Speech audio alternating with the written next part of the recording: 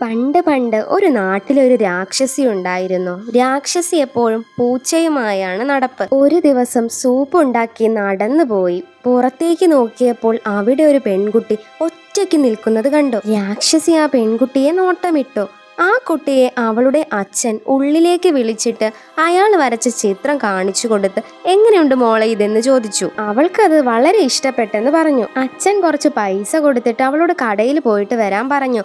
അവൾ കടയിലേക്ക് പോയി. പക്ഷെ പുറകിൽ എന്തോ വരുന്നത് പോലെ അവൾ ശ്രദ്ധയിൽ പെട്ടപ്പോൾ പെട്ടെന്ന് അവിടെ നിന്ന് ഓടി. മറ്റൊന്നുമല്ല, ആ രാക്ഷസി അവിടെ ഒളിച്ചിരിക്കുകയായിരുന്നു. അവളെ പിടിക്കാനായി ആ രാക്ഷസി അവളുടെ വായ പൊത്തി പിടിച്ചോണ്ട് പോയി. പോലീസ് കേസ് ആയെങ്കിലും അവളെ കണ്ടുപിടിക്കാനായില്ല. കുറച്ചു ദിവസങ്ങൾക്ക് ശേഷം കാണാതായ കുട്ടിയുടെ കൂട്ടുകാരി അവളുടെ വീട്ടിലേക്ക് വന്നു. അപ്പൊ ജോലിയൊക്കെ കഴിഞ്ഞ് ആ കാണാതായ കുട്ടിയുടെ അച്ഛൻ വീട്ടിലേക്ക് വന്നു. കുറേ നേരം ചുമരിലേക്ക് നോക്കി നിന്നു. പെട്ടെന്ന് ആ കുട്ടിയും അമ്മയും കൂടി നോക്കിയപ്പോഴാണ് മനസ്സിലാകുന്നത് ആ ചിത്രത്തിൽ എന്തോ ഒരു വ്യത്യാസം വന്നിരിക്കുന്നു. അച്ഛൻ വിചാരിച്ചു, ഞാൻ അന്ന് വരച്ചപ്പോൾ ഇങ്ങനെ ഒരു മുഖത്തിലില്ലായിരുന്നല്ലോ, എന്റെ കാണാതെ പോയ മകളുടെ മുഖം തന്നെയാണല്ലോ ഇതിലും എന്ന് വിചാരിച്ചു. എന്നാലും എങ്ങനെ ആ ചിത്രം അതിൽ വന്നു എന്ന് അയാൾ കുറേ നേരം ആലോചിച്ചു.